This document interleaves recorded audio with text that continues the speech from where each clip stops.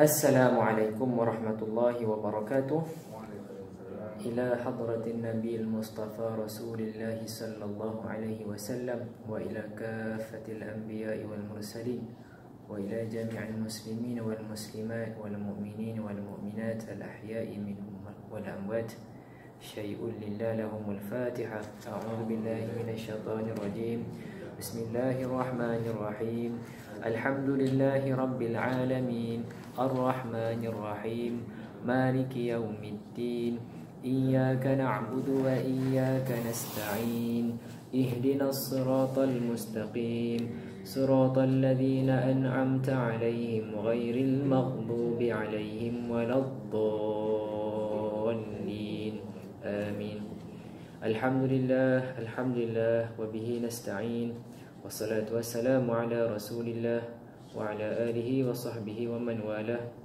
Allahumma 'allimna ma yanfa'una wanfa'na bima 'allamtana. Allahumma amin.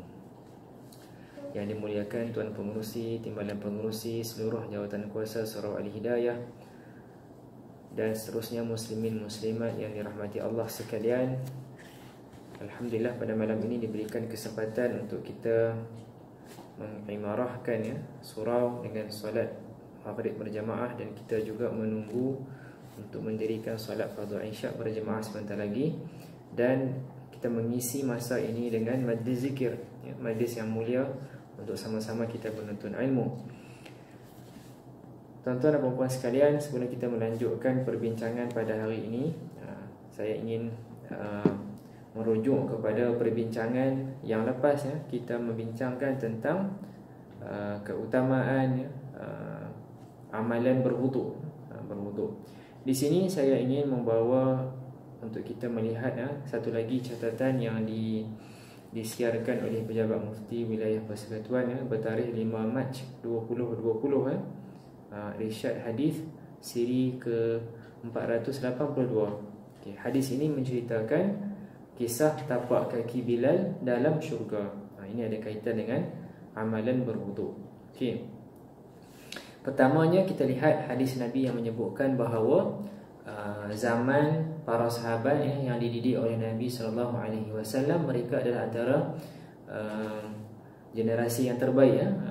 Hadis yang diriwayatkan oleh Imam Bukhari yang berbunyi, khairun nasi qarni thumma alladhina yalunahum thumma alladhina yalunahum. Sebaik-baik manusia adalah kurunku, kurun yang sekali dengan Nabi Muhammad SAW, kemudian kurun selepas daripada mereka, dan kemudian kurun selepas daripada mereka. Dan ini menunjukkan para sahabat yang berada dalam kurun yang sebaik-baik manusia. Baik.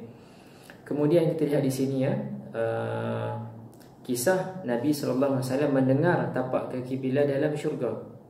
Ini adalah berdasarkan sumber hadis yang sahih, diriwayatkan oleh Imam Bukhari dalam kitab sahihnya. Kita lihat Nabi berkata kepada Bilal sewaktu salat fajar. Saya bacakan dahulu dia punya matan hadis dalam bahasa Arab. Ya Bilal, hadithni bi arja amalin amiltahu fil Islam, fa inni sami'tu daffana 'alaika baina yadayya fil jannah. Qala ma 'amiltu 'amalan arja 'indi anni lam atatahhar tahuran fi sa'ati laylin aw naharin illa sallaitu bidzalika at-tuhuri ma kutiba li an usalli. Terjemahan hadis ini, wahai Bilal, khabarkan kepadaku amalan yang paling utama telah kamu lakukan sejak memeluk Islam. Ini kerana aku mendengar gerakan kakimu di sisiku dalam syurga. Bilal menjawab, tidak ada amalan utama yang aku amalkan kecuali aku akan berwuduk pada waktu malam atau siang, melainkan aku akan solat dengan wuduk tersebut di samping solat-solat yang diwajibkan ke atasku. Ini menunjukkan bahawa kita nak kaitkan dengan perbincangan tentang wuduk sebelum ini. Lihat bagaimana Sayyiduna Bilal mengamalkan tersebut. Sering mengambil wuduk dan mendirikan solat, dan Nabi mendengar bunyi tapak kakinya di dalam syurga, Jadi insya-Allah kita mengambil pengajaran daripada hadis tersebut, bahawa amalan wuduk ini kalau kita mampu, kita boleh teruskan istiqamah dalam keadaan berwuduk, jika ada kekuatan dan kesempatan serta kemudahan, insya-Allah. Okay, baik, kita teruskan hari ini. Hari ini perbincangan berkenaan dengan kelebihan azan. Kelebihan azan. Kita lihat pada halaman nombor 29, kelebihan azan. Okey, dimulakan terlebih dahulu dengan menjawab azan, berselawat dan berdoa supaya Nabi Muhammad sallallahu alaihi wasallam dikurniakan al-wasilah. Apa dia tu al-wasilah yang kita dok baca dalam doa itu? Jadi al-wasilah ini ialah kedudukan yang tinggi dan utama dalam syurga. Baik. An Abdullah bin Amr bin As radhiyallahu anhuma annahu sami'a Rasulullah sallallahu alaihi wasallam yaqul idza sami'tumul muadhdhin faqulu mithla ma yaqul thumma sallu alayhi فإنه من صلى علي صلاة صلى الله عليه بها 10 ثم سألوا الله لي الوسيلة فإنها منزلة في الجنة لا تنبغي إلا لعبد من عباد الله وأرجو أن أكون أنا هو فمن سأل لي الوسيلة حلت له الشفاعة. Subhanallah, cantik hadis ini daripada Sayyidina Abdullah bin Amr bin Al-As radhiyallahu anhuma, meriwayatkan bahawa dia telah mendengar Nabi sallallahu alaihi wasallam bersabda. Nabi beritahu, Nabi kata, jika kamu mendengar azan daripada muadzin, maka ucapkanlah seperti apa yang muadzin ucapkan, kemudian berselawatlah ke atasku, kerana sesungguhnya sesiapa yang berselawat ke atasku satu kali selawat, Allah akan merahmatinya 10 kali dengan berkat satu selawat itu.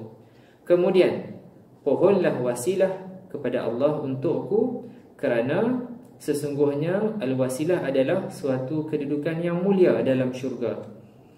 Ia tak mungkin diperoleh melainkan hanya seorang hamba daripada hamba-hamba Allah, dan aku mengharapkan akulah orang itu. Maka sesiapa yang memohonkan al-wasilah kepada aku untukku, maka berhaklah syafaatku untuknya. Okay, baik.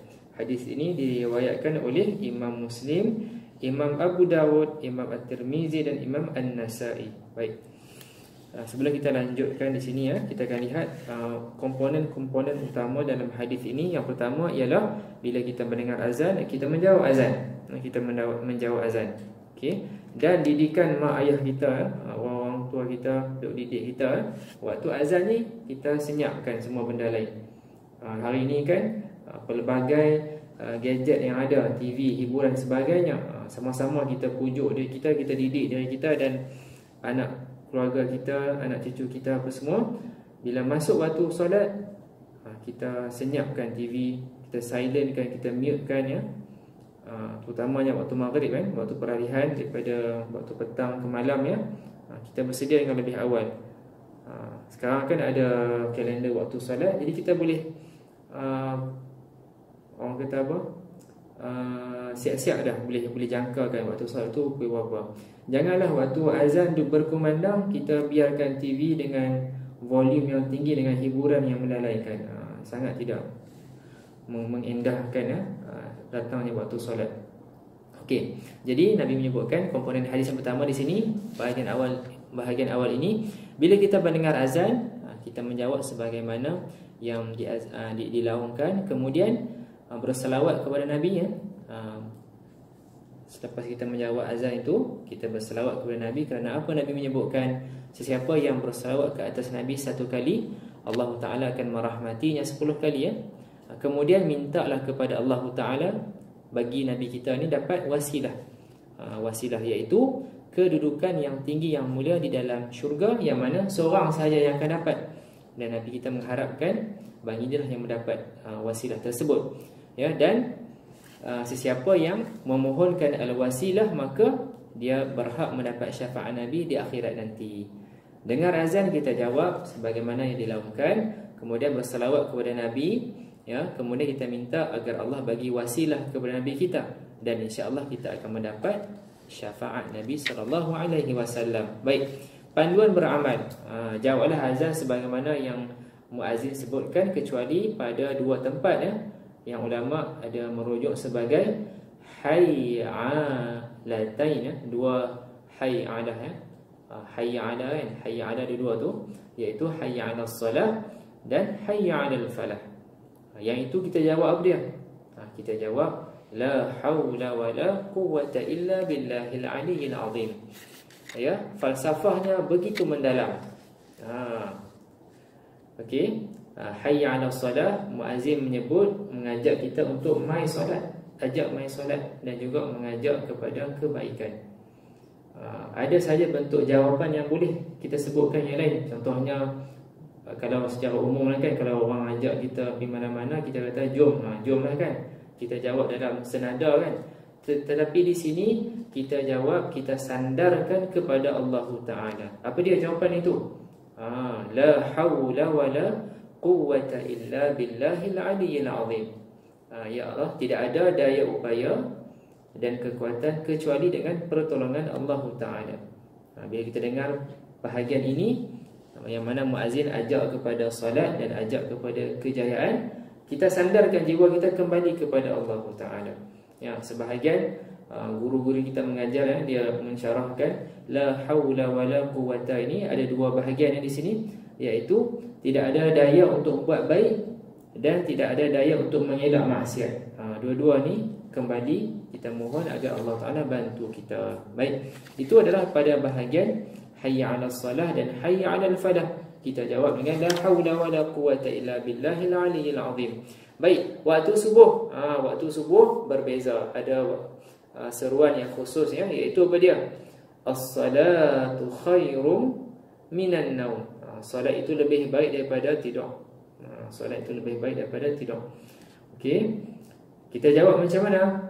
Kita jawab sadaqta wa bararta. Kita membenarkan apa yang muazzin tu sebutkan. Sadaqta, kamu berkata benar. Dan semoga Allah memberikan ganjaran kepada kamu. Baik. Kemudian selepas azan dah habiskan Allahu akbar, la ilaha illallah, kita jawab la ilaha illallah dan kita teruskan dengan selawat kepada Nabi. Allahumma salli ala sayyidina Muhammad wa ala alihi wa sahbihi wa sallim, ya. Baik. Saya nak kaitkan juga di sini ada perbincangan, ya, scholars kita, ya, antaranya saya merujuk kepada apa yang dibincangkan oleh Al-Ustaz Profesor Ta'liq Jumaah yang membincangkan tentang ahli, kan, ahli disebutkan kepada keluarga, kan. Secara khususnya kalau nak merujuk kepada nasab, maka itulah yang keluarga, merujuk kepada keluarga nasab Nabi Muhammad SAW. Namun dalam pengertian yang lebih umum, ya, keluarga yang di sini yang dimaksudkan juga ialah kalau yang secara umum merujuk kepada umat Nabi Muhammad SAW. Itu sekadar saya nak menyelitlah antara perbincangan scholars kita tentang apakah yang dimaksudkan dengan keluarga di sini, ya. Okey, baik. Kemudian kita doalah, kita angkat tangan, kita berdoa kepada Allah Ta'ala. Doa ini, Allahumma rabba hadhihi ad-da'wati at-tammah was-salatil qa'imah ati sayyidana Muhammadan. Di sini kan ada iltiqa'us sakanain, ada dua sukun di situ, Muhammadan dan al-wasilah. Dalam ilmu tajwid kita boleh belajar benda ini, yang mana ada dua sukun, tak boleh nak baca guys, nak sambung Muhammadan dan al-wasilah. Macam mana nak sambung ada dua sukun? Maka sukun yang pertama itu kita letakkan baris bawah Muhammadan. Muhammadan itu kalau kita eja dalam bentuk yang lain, dal di atas dua tu ditulis dalam bentuk dal di atas dan nun mati. Jadi nun mati itu kita gantikan dengan baris bawah. Barulah kita boleh sambung dengan al-wasilah. Jadi bila jadi macam ni, kita akan baca ati sayyidana Muhammadanil wasilah wal fadilah, ya. Kalau disambung bacaan. Ini saya perhati banyaklah sebab saya pun duk mengajar bacaan Al-Quran. Saya semak bacaan Al-Quran. Bila pelajar dia tak begitu sedar bahagian ini, bila sampai dekat sini dia akan ada kesukaran untuk menyebut, membaca di sini Muhammadan. Macam mana kan nak sambung kan? Okey. Yang ni kita akan baca Muhammadanil wasilata wal fadilah ya. Okey, kemudian wad darajatar rafi'ah wa ba'athu maqaman mahmud. Sekali lagi mahmudanil ladhi ya, sama juga macam tadi. Mahmudan itu nun yang bertanda mati itu kita gantikan dengan baris bawah, maka kita akan baca mahmudanil ladhi wa'adta innaka la tukhliful mi'ad ya. Baik. Okay, kita lihat di sini, kita cuba menghayati apakah yang kita baca ni dalam doa ni ya. Yang pertama ialah kita menyeru kepada Allah, ya Allah, rabb hadhihi ad-da'wati tammah was-salatil qa'imah. Ya Allah, Engkaulah Tuhan yang mempunyai seruan yang sempurna ini. At-tammah itu bermaksud sempurna ya, tammah. Okay, kemudian was-salatil qa'imah, dan solat yang akan didirikan. Ati sayyidana Muhammad wasilata wal fadilah. Kurniakanlah kepada junjungan kami ya, Nabi Muhammad SAW, al-wasilah dan kelebihan, al-fadilah ya, kedudukan yang tinggi. Baik. Okey. Wad darajatar rafi'ah, dan darajah yang ditinggikan, yang dimuliakan ya. Wa ba'athu maqaman mahmud, dan bangkitkanlah baginda pada kedudukan yang terpuji. Alladhi wa'adta, yang telah engkau janjikan, kerana sesungguhnya engkau tidak memungkiri janji. Ini adalah doa yang dibaca selepas azan ya, selepas azan. Dan alhamdulillah TV kita semua, radio kita semua ada bacaan doa ni selepas azan. RTM, TV3, TV9 apa semua tu kan dia ada kan, di akhir doa, di akhir azan tersebut ada doa ni. Sama-sama kita menghayati doa yang kita baca. Baik, di sini tambih. Tambih, apa maksud tambih?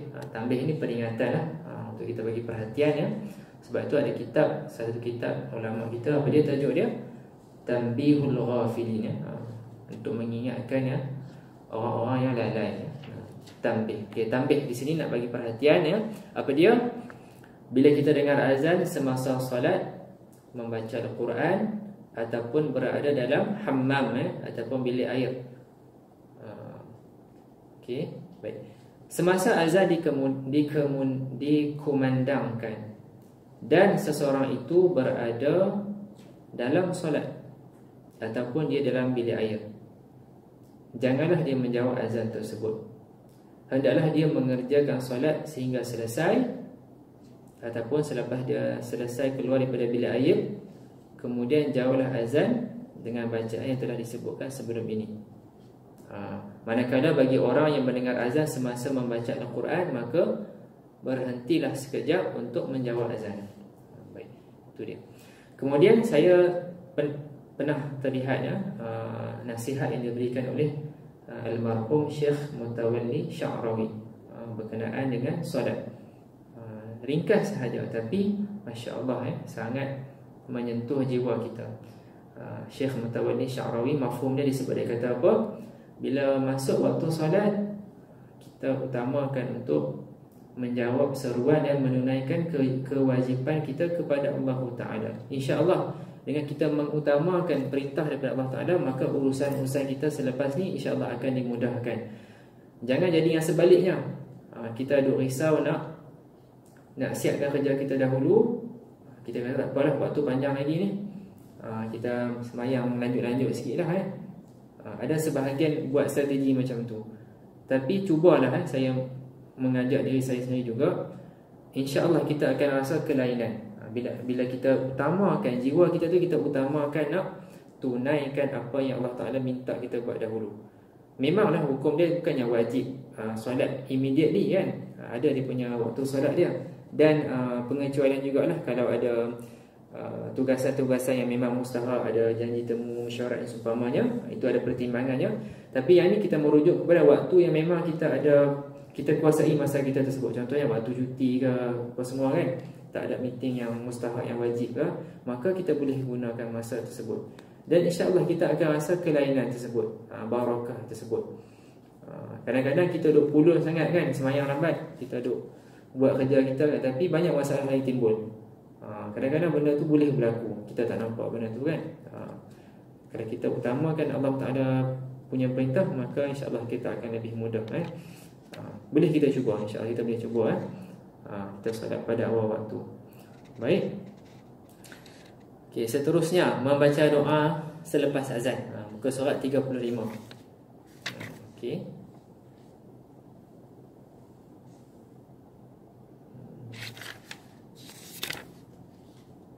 Okey, baik. Membaca doa selepas azan. An Jabir ibni Abdullah radhiyallahu anhu anna Rasulullah sallallahu alaihi wasallam. Bila masa guna anna, bila masa guna inna. Ini apa? Grammar bahasa Arab ni. Kat mana nak beza anna dengan inna? Ada grammar bahasa Arab kan ni, betul tak? Cuba tanya. Kat mana nak guna anna, kat mana nak guna inna? Anna ni kita guna dekat tengah-tengah ayat. Kalau inna ni kita mula dekat awal ayat. Inna ni dia suatu bentuk penekasan, ya. Kita nak kuatkan kenyataan tersebut. Anna ni dekat depan. Sebab tu kita lafaz syahadah dia kata apa? Asyhadu an la ilaha illallah wa asyhadu anna Muhammadan. Anna kan dekat tengah. Kalau dekat awal ayat kita guna inna. Betul, contohnya apa dia? Inna ma'al usri yusra. Inna Allaha ma'ana. Innamal a'malu binniyat. Itu antara yang boleh kita ambil manfaat di sini, ya. Kalau ada di tengah ayat, anna Rasulullah sallallahu alaihi wasallam qala, man qala hina yasma'un nida, Allahumma rabba hadhihi ad-da'wati at-tammah was-salati al-qa'imah ati Muhammadan al-wasilah wal-fadilah wab'athhu maqaman mahmud alladhi wa'adtah halat lahu syafa'ati yawm al-qiyamah. Hadis ini maksudnya apa dia? Siapa yang baca selepas dengar azan, dibaca dengan doa ini, ya Allah, Tuhan yang memberi seruan yang sempurna ini dan solat yang didirikan, kurniakanlah al-wasilah dan kemuliaan kepada Nabi Muhammad, serta bangkitkanlah baginda pada kedudukan yang terpuji yang telah engkau janjikan, maka berhaklah syafaatku untuknya pada hari kiamat. Ini janji yang Nabi beritahu. Nabi seorang yang sadiqul wa'di, yang membenarkan janjinya. Nabi tak akan dusta. Maka kita rebut peluang ni. InsyaAllah Nabi akan tolong kita nanti di akhirat nanti. Tuan-tuan dan puan sekalian, ada satu hadis yang mafhumnya menceritakan suasana kita dibangkitkan nanti, di kat mahsyar nanti. Macam mana kita dibangkitkan nanti?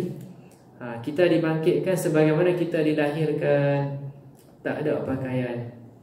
Maka ada soalan yang dikemukakan, tak risau ke macam mana nanti kan, orang nampak aurat kita kan. Tapi Nabi beritahu, Nabi kata pada hari tersebut semua orang sibuk risau dengan nasib masing-masing. Tak ada nak perhati dekat orang lain. Itu nak menggambarkan suasana di sana nanti. Maka kita nak ingatkan diri kita, ya. Kita cuba rebut peluang sebanyak mungkin. Yang mana Nabi bagi janji untuk syafaat kepada kita, maka kita rebut. Antaranya dengan membaca doa selepas azan. Okey, baik. Berkenaan dengan azan. Berkenaan dengan azan. Ada Nabi menyatakan, ya, peluang yang sangat besar pahala tu. Tapi tak ramai orang rebut peluang ni. Okey. Dalam kitab yang berasingan saya bawa juga, tapi saya perhatikan dalam kitab hadis ni pun ada, pada halaman 39. Boleh tengok, kita langkau sikit. Kita pergi dekat muka surat 39. Fadilat sah yang pertama. Tapi di sini dia akan ceritakan juga pasal fadilat azan, ya. An Abi Hurairah anna Rasulullah sallallahu alaihi wasallam qala, "Law ya'lamun nas ma fi an-nida'i was-saff al-awwal thumma lam yajidu illa an yastahimu alaihi lastahamu." Okey. Kita lihat hadis ni, ya. Alang-alang kita bincang teruslah hadis ni, ya. Sekejap lagi bila masuk hadis kita langkau, Okey. Daripada Abi Hurairah. an Abi Hurairah. Kita lihat di sini ya. Ini perbincangan grammar bahasa Arab. Kita lihat di sini dibaca dengan abi ya. Tak dibaca abu. Kalau keadaan biasa, keadaan marfu' kita baca abu, tetapi di sini kita baca abi. Kerana sebelumnya ada kalimah an, huruf jar. Jadi dia majrur, an Abi Hurairah. Anna Rasulullah sallallahu alaihi wasallam qala, kalau ya'lamun nas, manusia mengetahui ya, apa pahala yang ada yang Allah kurniakan pada azan ya. Maksudnya sesiapa yang melaungkan azan ya, pahala yang Allah sediakan kepada orang yang melaungkan azan, dan juga orang yang salat pada saf paling depan. Maka mereka akan cuba untuk mendapatkannya. Kalau perlu mengundi, maka dia akan mengundi. Nak tunjukkan ya, kalau kita tahu pahala yang Allah sediakan bagi muadzin, orang yang melaungkan azan, kita akan berebut. Kalau budaya yang ganas sikit, mungkin dia bertumbuk lah kan, dia bergomai semua, dia nak rebut juga kan. Kalau yang lebih diplomatik ni, dia tak ada bertumbuk apa semua lah kan, dia mengundi apa semua kan, ambil giliran kan. Tapi sebab kita tak tahu, sebab tu kita buat dono sajalah kan. Jadi kalaulah kita tahu fadilat azan dan juga saf pertama, mungkin kena ada biro khas, biro yang menguruskan kota dan giliran azan dan saf pertama. Sebelum solat bermula tu, biro tu akan cek dulu siapa yang duduk saf di depan ni, saf yang pertama, siapa yang akan azan. Semua tu kita akan berebut lah. Tapi benda ni kita tak nampak, sebab tu kita tak begitu ada dorong yang sangat kuat. Dan juga alhamdulillah, kalau surau kita ni alhamdulillah, saf depan, paling depan dan saf yang ke belakang ni dia seimbang lah kan. Ada setengah tempat tu sedih lah, saf depan tu dia macam moncong ke depan sikit. Jadi mungkin lah saf depan ni boleh muat 15 orang saja, saf kedua boleh 30 orang. Rugilah macam tu. Ini kepada arkitek-arkitek kita lah kan, semasa nak rangka desain masjid tu, kalau boleh saf paling depan ni muat paling banyak orang. Jangan ada buat desain dia duk kira cantik, dia nak bagi cantik, dia bagi tirus. Kat depan ni, saf depan tak ramai pun boleh muat. Rugilah macam tu. Jadi kalau dia mengaji hadis ni, arkitek kita contohnya kan, dia mengaji kat UAE contohnya kan, dia pergi mengaji hadis juga, dia baca hadis ni, dia dapat tahu saf depan ni pahala dia sangat besar. Maka dia akan design surau ke masjid ke, dia akan pastikan saf depan ni kalau boleh paling banyak lah orang boleh duduk. Okey, baik. Itu dia sebut sedikit ya tentang fadilat azan ya. Sebenarnya kita dah bincang pada azan tadi tu kan, tapi ada hadis yang termuat juga, kita kaitkan ya. Maka alhamdulillah, tahniahlah kepada semua yang merebut peluang untuk azan dan saf di paling hadapan. Tetapi kena ada peringatan jugalah. Kita kena jaga adab jugalah. Janganlah bila faham benda ni, kita menafikan adab dan common sense. Satgi takut dia berebut sangat kan. Ada ruang kecil sangat tinggal, dia usaha juga nak sempit masuk. Kalau boleh jangan sampai ke tahap tu lah. Kalau munasabah boleh isi ruang tersebut. Tapi kalau dah sampai tak munasabah, janganlah sampai nanti konon kita nak dapat pahala yang besar ni, tapi kita dapat juga dosa menyakiti orang lain. Sampai orang nak solat tu jadi tak selesa, dia dah jadi macam nak sujud susah, nak rukuk susah, nak nak duduk atau sujud pun tak boleh dengan selesa kan. Takut nanti jadi dosa lain pula kan. Jadi kena ada pertimbangan yang waras lah. Jangan orang faham secara literal sahaja ya. Jadi kalau boleh main awal, jangan main lambat lepas tu nak menyempit. Dia menyempit. Kesian kalau kawan tu dah main awal dah. Sebelum azan lagi dia dah main duduk depan dah. Be fair to him lah. Jangan kita jadi tak fair, kita main lambat tapi jadi orang kata tak senonoh kan, tak senonoh kan. Dia tolak orang sana, tolak orang sini, berempit sampai kesian orang lain kan. Dia main lambat tapi dia nak juga duduk depan sampai dia menafikan hak orang lain kan. Itu tak berapa kena lah ya. Baik. Saya contoh ni sebab saya pernah nampak benda ni waktu salat tarawih kan. Saya kesian dengan orang depan tu. Dia dah memang main awal dah. Tiba-tiba orang tu dia lambat sikit, dia menyelip juga nak duduk depan juga. Kalau semua orang parti, ruang yang ada tu memang dah tak munasabah dah untuk dia menyelip masuk. Tapi dia nak juga. Lagi kesian saya parti dekat tempat tu, tak jauh ke situ rasanya macam ada tiang pun. Jadi memang dah tak boleh go lah kan. Sempit sangat kan. Jadi itulah pengajaran yang kita boleh ambil kan. Kita rebut peluang ni, main awal, duduk depan ya. Dan kalau ada situasi yang mengizinkan, kita boleh isi soal tersebut ya. Okay. Baik, InsyaAllah ya. Kita mungkin satu lagi ya, ataupun dua lagi kita akan lihat ya. Kita masuk kepada yang seterusnya, iaitu apa dia? Kelebihan solat. Benda ni memang given lah memang perintah Allah Ta'ala, memang tak diragui. Memang ada kelebihan solat yang kita nak lihat. Apa lagi yang ada yang Nabi bagi panduan kepada kita. Baik, yang pertama, pahala berjalan ke masjid untuk solat berjamaah dan menunggu solat selepas satu solat. Ini sangat dekat dengan keadaan kita hari-hari ya. Baik. An Abi Hurairah radhiyallahu anhu yaqul qala Rasulullah sallallahu alaihi wasallam. Okey. Apa beza yaqul dengan qala? Kedua-duanya kalau diterjemahkan bermaksud bercakap ataupun berkata.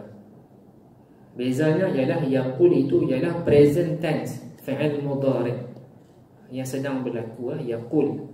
Manakala qala itu pula past tense fi'il madhi ya, yaqul qala. Baik.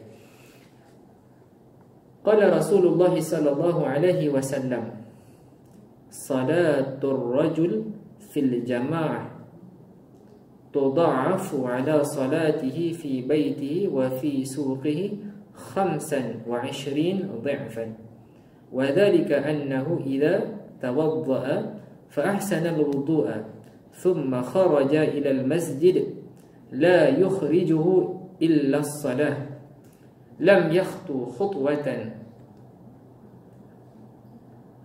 إلا رفعت له بها درجة وحط عنه بها خطيئة فإذا صلى لم تزال الملائكة تصلي عليه ما دام في مصلاه اللهم صل عليه اللهم ارحمه ولا يزال أحدكم في صلاة من انتظر الصلاة.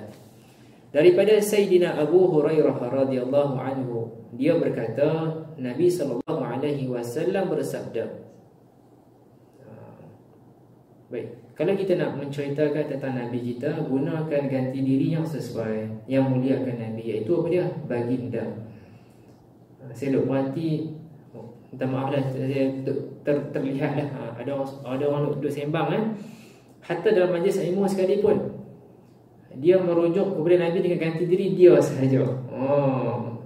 Dia Nabi Muhammad, dia kata macam tu. Tak boleh. Kita adab kita dengan Nabi, kita kena perhalusi.